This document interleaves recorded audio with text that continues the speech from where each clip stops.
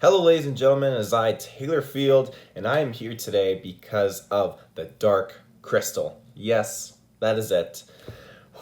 I'm gonna start off with a brief non-spoilers review, and then I'm gonna dive right into spoilers, because there's a lot to cover in this show, and just the events. But basically, my first introduction to the Dark Crystal would be through me and my younger cousin when we'd be at my grandparents' place. And there was this one VHS movie, and it had like purple packaging, and it was just it looked like it was very visually, it was awesome. The cover art for the Dark Crystal was great, and I wanted to watch this movie, and I remembered that we were too young at the time because it was apparently very scary, but it was labeled as a kids movie, and it only just increased my urge to, like, I want to watch this movie, I need to, and eventually got around to watching it, and it was just a crazy good movie. The amount of detail in this world of Thra was just incredible, and it just blew my mind. And I just accepted it as, okay, it's a one-off, it's just one movie, that's great. And I never thought that I would have needed some more to do with the world of Thra, more like in the sense of a prequel, like Dark Crystal: Age of Resistance. I didn't think I would have needed to experience what it's like to have more characters, more gelflings, more story, all of that stuff, until I saw the first trailer for the Dark Crystal: Age of Resistance, seeing the cast lined up for this series, and just it finally sunk in, like, wow, this looks fantastic. The blend between the practical and CGI is just gorgeous. Not saying it's perfect. There are a couple times when you can tell, like, oh, that's a little bit, it can pull you out a little bit, but for the most part, the amount of detail and their blend together, practical and CGI, is just absolutely through the roof. Fantastic, gorgeous, beautifully done. Now, obviously, I got the wiki here just to back me up, because there's a lot of stuff that I was trying to remember and everything. But okay, so Jim Henson was the original creator of the first Dark Crystal, and one of the executive producers was Lisa Henson, his daughter, and I'm so glad that her mind was able to help produce and work on this project, because it didn't feel like someone else just came in and was trying just to make a buck or whatever. They obviously put a lot of money into this project. They spent a lot of time learning and paying attention to the detail and the intricate things of this world, and how to make things feel really, really good, and really just blended together nicely and just beautifully done. And I think it would make Jim Henson extremely proud. I think I wish that he could see this series, because it's truly just an awesome. It's just an awesome, awesome, awesome show to behold, and I think his daughter did him very proud to help produce this, and I'm very happy that Netflix actually chose to pursue something like this and create this project. Because the Dark Crystal, that came out in 1982, December 13th, so that was definitely a long time ago. And I still think it's funny it's labeled as a kids movie. And I can't remember if they labeled the show as a kids TV show as well. I would definitely advise against it. It's not a kids TV show. Dark fantasy, adventure, web television.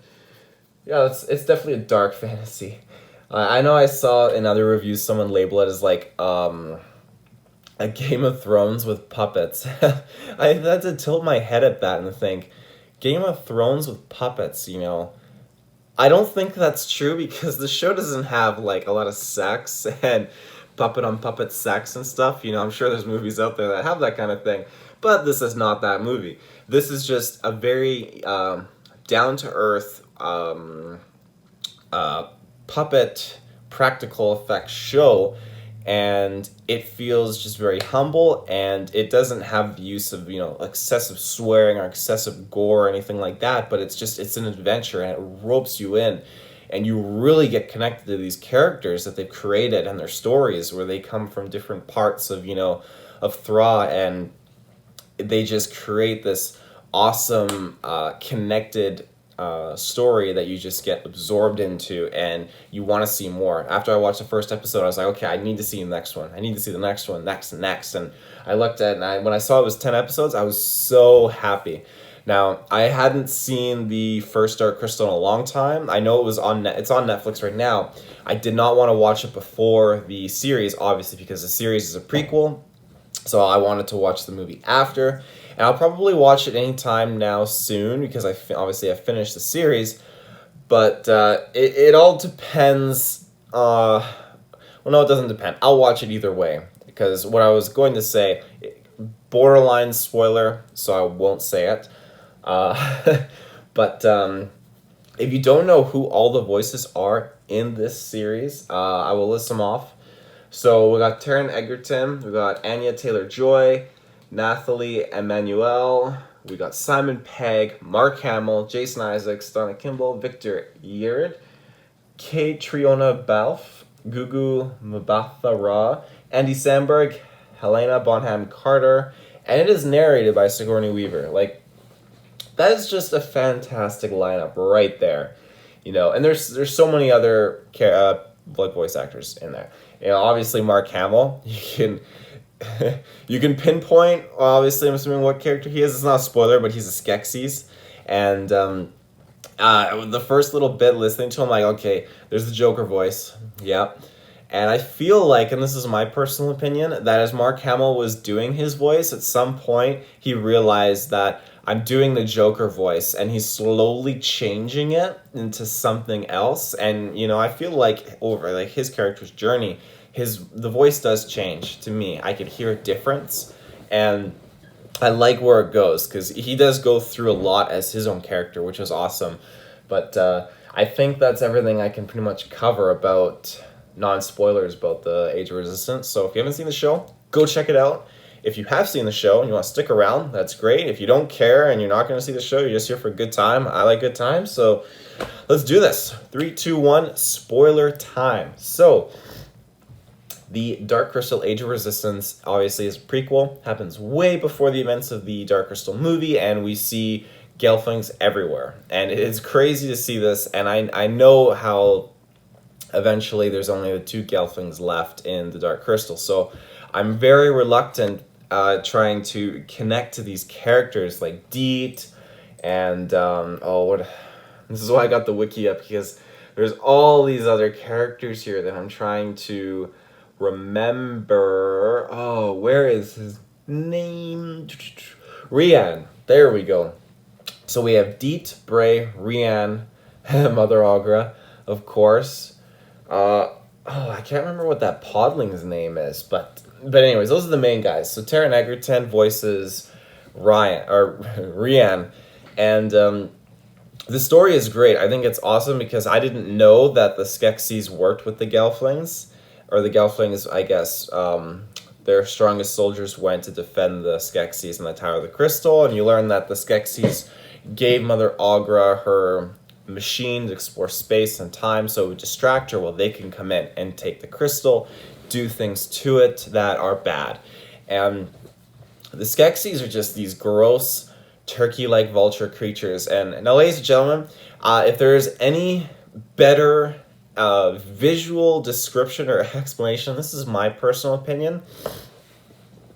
The Skeksis are the perfect representation of people in power in government. And I'm not trying to go politically here. I just feel like, there's a lot of people, that this is the conspiracy theorist side of me coming out. There's a lot of people in the higher ups, and, they just don't care. And, they just worry about their own power and their money and their position. And I feel like, the Skeksis are such a good representation of these things standing on the backs of the Gelflings, feeding down lies just to maintain where they are, panicking out the yin-yang of the Gelflings rising up and realizing that the Skeksis are bad, that they can't live forever, and that they need to be removed. I think it's I just think it's hilarious that the coincidence is there, that they seem so very much like really old politicians that are just, slumped in their chair making tons of money, they're trying to run the world kind of thing.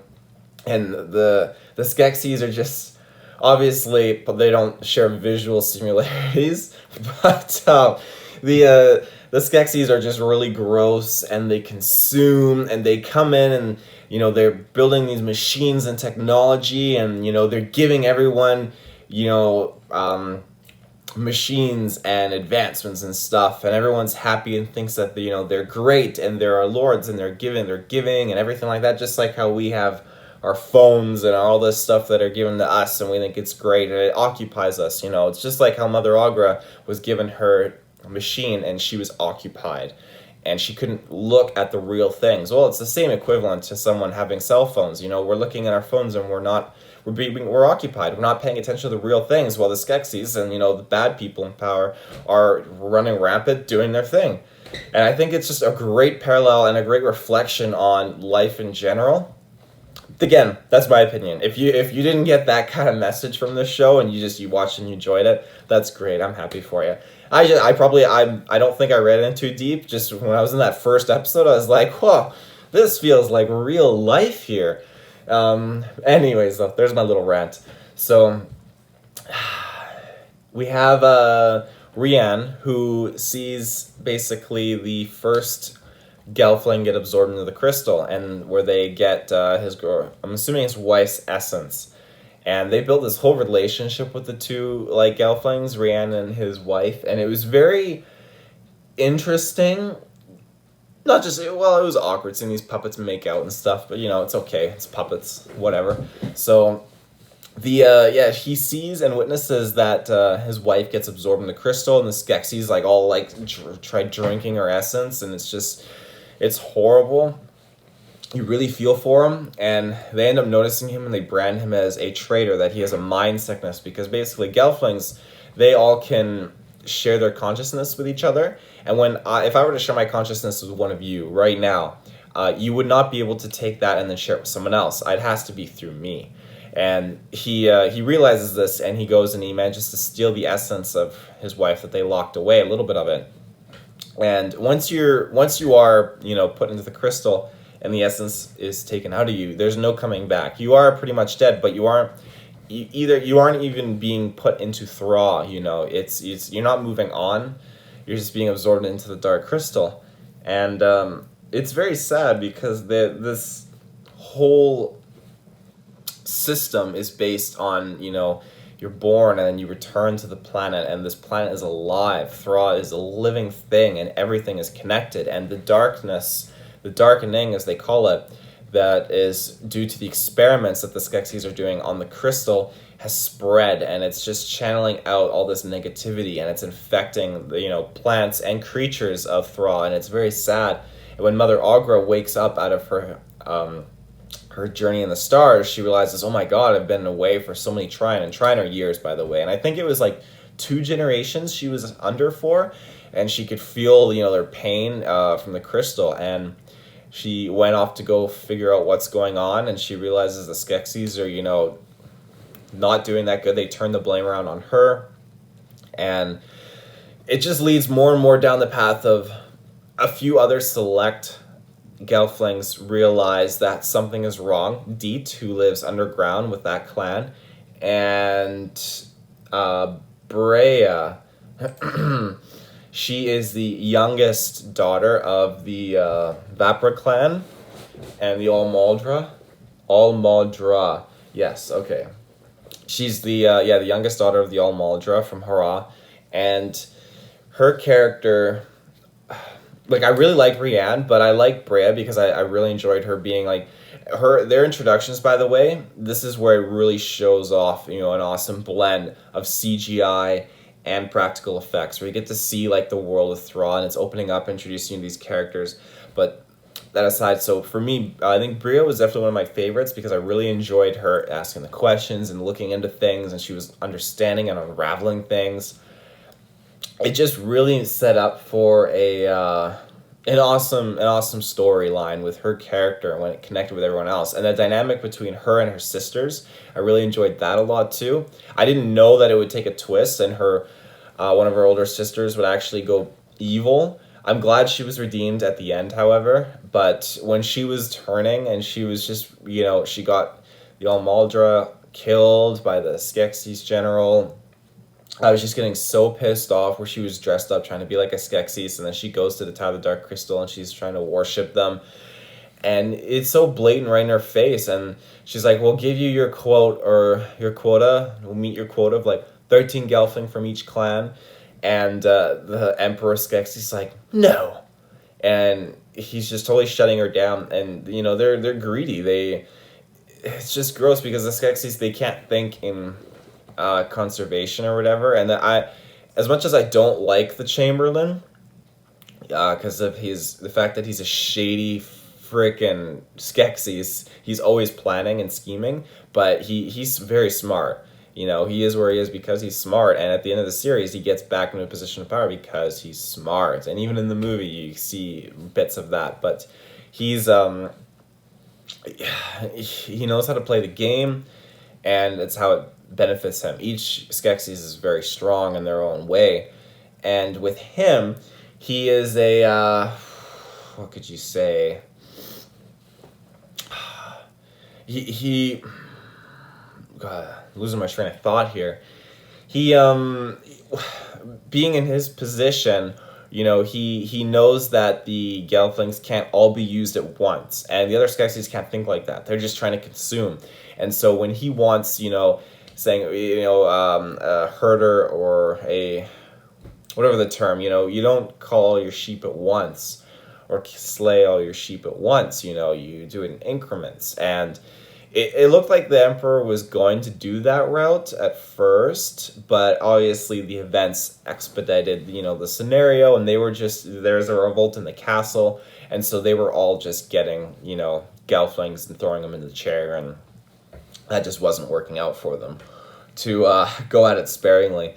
But so Rian, after he sees, his wife getting absorbed, he goes off on this journey, tries to escape, and when he goes out there, the Skeksis put up this lie that, he's got a mind sickness, and if you dream fast with him, you will get the sickness as well. So it makes all the other Gelflings hesitant on trying to dream fast with him, and so he can't really show anyone.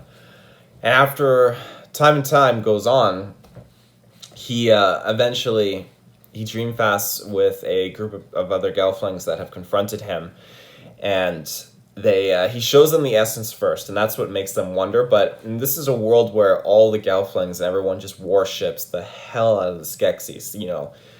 That's just what they do, because they're the Lords of the Crystal. And it's unfortunate, it really is. And the Skeksis, some of them do act nice out in public, but again, it's only a show. And I wanted to like some of these Skeksis as well, because they were being very nice to the Gelflings, genuinely. But behind closed doors, they're just gross, evil things. Oh, and before I go on further, shout outs to their feast scene.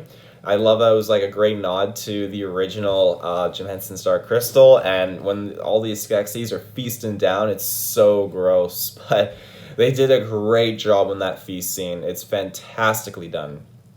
But so Rian gets put in the situation where he can dream fast with everyone else. And there's about like 4 of them, I believe, they dream fast and they see what the truth is. And as that's happening, Rian's father, who's the captain of the guard of actually all the Gelflings at the Dark Crystal Tower, he puts his hand in and joins the dream fast, and he sees the truth. And he then helps his son, and they go out, and then you realize, okay, now here is a Skeksis, and I can't remember if he's in the movie or not, but he is the hunter, and he is so cool. He is like he's probably my favorite Skeksis, I would say. He was just so cool, and I loved how, like, not sleek, but he's very lean. He wasn't like stocky and big and fat and gross like the other Skeksis, but he was lean. He had 4 arms. He was just super cool, and he had weapons. He had this cool bone mask or whatever of one of his kind, I guess, that he was wearing. Like, he was just such a cool character, and he's very evil. He loves to hunt things. I probably like him because I love predators, and he's probably like a predator, I guess, in this sense. That explains that mystery. Anyway, so he shows up, and unfortunately he gets knocked back into this like equivalent of sinking sand on Thra. These creatures that like the little plants, and they grab you and they pull you into the ground. And the Skeksis got knocked in there by Rian's father, and you just feel terrible because Rian's father dies. And then all of a sudden the Skeksis jumps back out and grabs Rian and like runs away with him. Takes him to the Chamberlain. Chamberlain then takes him and wants to bring him back to the castle so he can get his position back amongst the Emperor. And it doesn't go as planned, obviously, because his friends that he dream fasted with come in and they save him. And then you get another awesome blend of the practical effects and CGI when they're riding these rolling things and these rolling creatures, and it's just so cool how they're rolling around and moving around on the landscape and everything. It's absolutely gorgeous. And I won't lie, the Skeksis vehicle, like, it sucks that they were torturing these things with electrical shocks to make the wheels move, these creatures, but their use of technology was like, it was just, it was very bad, but the idea and the creativity behind it, and this is probably more of a shout out to the creative team behind setting up the displays and the assets. The idea to create that kind of effect or prop in this show is just, it's very unique, and it was very interesting, and it adds so much more to these characters, the Skeksis, and their development. So it was very well done. After those events and Rian gets away, he manages to go on this long journey with some of his friends, and we learn that, okay, there is this one Skeksis who is good, and there is one mystic who is, with him as well. And we learn that they basically understand that they're, each other's half. And that carries off over into the hunter when he shows up, and there's another mystic who's the archer, and we learn that they're, both sides of a coin, basically, and they want to be rejoined, and they know that, again, this is when, later on the show, you see the crystal shard that is a part of, the movie The Dark Crystal.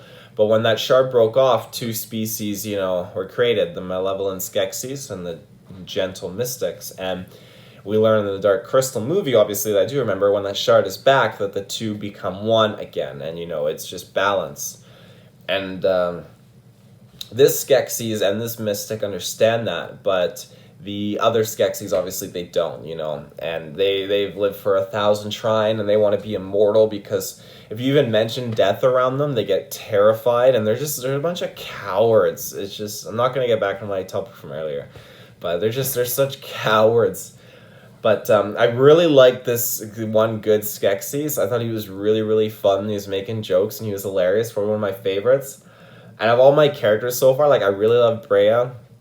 I love that podling. He is one of my favorite characters of all time in the Dark Crystal. He is so freaking, like, brave and cute and hilarious. I love him. He's great. And then I love the Skeksis, the good one, who's trying to help them find the dual glade, I think.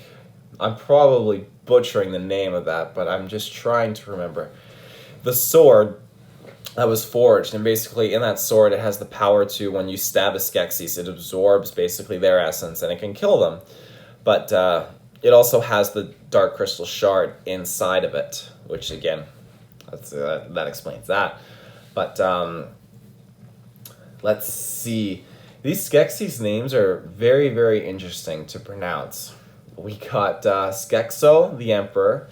Simon Pegg was the Chamberlain. I did not know that. That's very cool. Like, his voice is very unique. When you hear the Chamberlain, he's always like, yes, I'm your friend. Chamberlain never hurt anyone. Like, that's how he talks. And I love that voice because it just preaches, freakiness and, like, how the hell can you trust a voice that's like that? Even the noises, like, like, sorry, mine's a little more raspier, but you can't trust a voice like that. You can't. And then we got Skeklak, the Collector. Okay, Benedict Wong as Skekvar.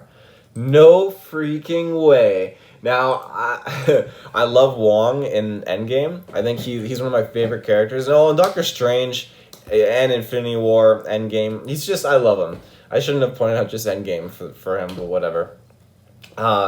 Benedict Wong as the General. I never, this is the first time I'm looking at who they're casted as. I never would have gotten that. The General's voice is like, he's just so, their voice acting is on point. The General is just so, he's got this very heavy, dark, war-torn voice.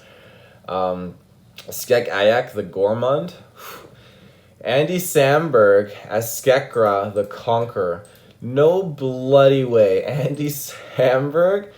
Oh my god, I can't believe that. So the Skeksis that I really, really like, who is, in the desert and the good guy, was voiced by him. I think that's hilarious. That is awesome. Ralph Ineson as Skekmal the Hunter. I haven't heard of this actor. Let's see who this gentleman is. Oh, he looks familiar. Okay, interesting. Very interesting. And then we have Keegan-Michael Key as Skekzok, the Ritual Master. I can't remember the Ritual Master, what he looked like. And then obviously Mark Hamill as Skektek, the Scientist. An old friend of Aughra, who now uses the Dark Crystal, for evil experiments. Neil Sternberg as Skekok, the Scroll Keeper. Interesting. Yeah, Mark Hamill's character, he was definitely easy to kind of like latch onto as well. Just not because I had that in with him being like, oh, that's Luke Skywalker, Mark Hamill's Joker voicing this character, so I'm kind of like just naturally pulled to him. But he was an interesting character, and he went through a lot. I didn't think he was. I was trying to remember. Okay, a lot of these Skeksis aren't in the movie Dark Crystals, and I couldn't remember which ones weren't in that movie, but I do recall, obviously the Scientist, the Chamberlain, the Emperor, many of these characters were in there. Oh, a lot of puppeteers. But, yeah, I can't recall exactly how much of a prequel this show is compared to... Yeah, I don't know exactly how soon before the movie this show actually takes place. And they may have said, I'm not 100% sure, but it also very much depends on if the season 2 happens. Because when they were doing this show, obviously at the Gelflings, we see at the end they all unite, and they have Mother Aughra with them. They find the Crystal Shard, and a lot of the Skeksis died. 3 of them died. The Hunter, one of them exploded, that gross pulsating girl Skeksis, and then the General as well, Chamberlain, killed him after he used the General to get into his position of power, because he's very clever. But yeah, so when they defeat these Skeksis and they run off, you see all the Gelflings united together, and they outnumber the Skeksis like 10-1, easy. But I was waiting for these things, and they introduced, there's a whole variety of other species in this world. Again, the detail is fantastic, but the arachnids, these spider creatures, I'm sorry I can't remember their name, the arachnids, they were very freaky to me at first. They scared the bejesus out of me, but Hup is the podling name. Sorry, I'm looking up the names here, trying to see if I can find the name of the spiders. But yeah, the spider things, they were basically, I guess there was a war that happened between the Gelflings and them, and they were all banished from the lands as the Skeksis were there and helped them win the war and all that. But these arachnids helped against the Skeksis. They joined the Gelflings, and it was only after the Gelflings, Rian and Dietz, were able to persuade them because the arachnids joined the Skeksis and swore allegiance to them in return for their home back, for what the Gelflings took from them. And the Skeksis were like, yeah, you can have your home back if you help us. And so the arachnids went to take their home back, and then they were assimilating. They're like aliens. They can put this thing on your face, and they assimilate you into the ascendancy. And basically, it didn't go well for them because they were getting killed off by these large underground creatures, which are the Gelflings' friends.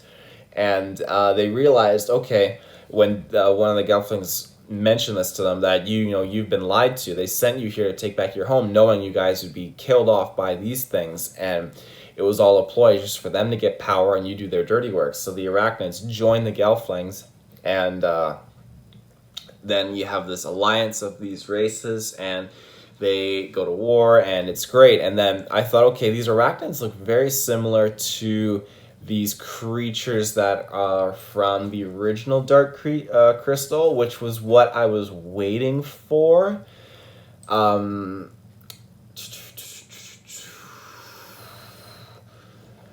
Because I wanted to see, I didn't think they would whip them out right away, but I knew that they were coming because, and this is probably where it sets it up much more for a sequel, actually. But I'm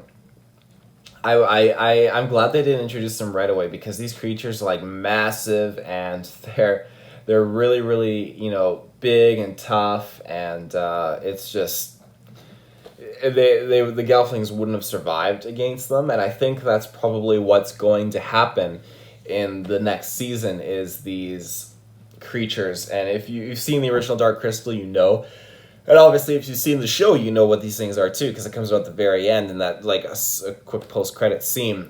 They have like spider-like legs, and they walk around, and they're clapping their claws together, and they're very freaky creatures. I remember they terrified me when I was younger, but they're basically made with, I can't remember what those creatures were. They were those they were the slaves with their mouths sewn shut in the scientist's lab, and he combined them with the body of one of these arachnids, and I don't know how, science, I guess, he somehow created this massive beetle crab spider thing, and he managed to make a bunch more. So I don't know how he did it, but he did it.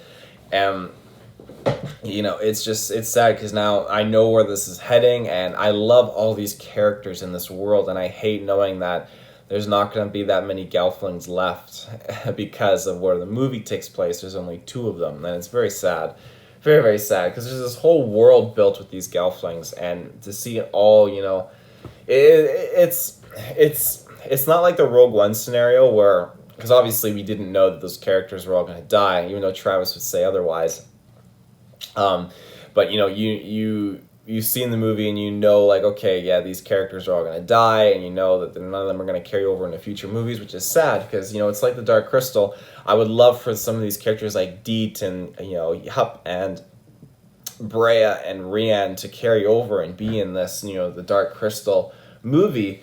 But it just means, I'm excited to see what happens, because in the show, around the Tower of the Crystal, it's just, gorgeous green, looks beautiful, and in the movie, it's just completely desolate and dark and just eerie, and I'm just so very much looking forward to seeing what happens. And now that I've seen this series, it's really fleshed out so much of the world that when I go to watch the movie The Dark Crystal, I feel like I'm going to be so connected to it and so attached. And I strongly advise to hold off on the movie and watch the series first. It'll just make the experience so much more enjoyable, obviously, because it's a prequel. It only makes sense, really. I mean, I know some people, like, in this case, Star Wars, again, you watch the original trilogy first, then the prequels, all that stuff. And, to each his own. If that's your thing, do it. But I strongly would say, in my case, in my experience, watch this prequel series and then the movie. It really flushes things out.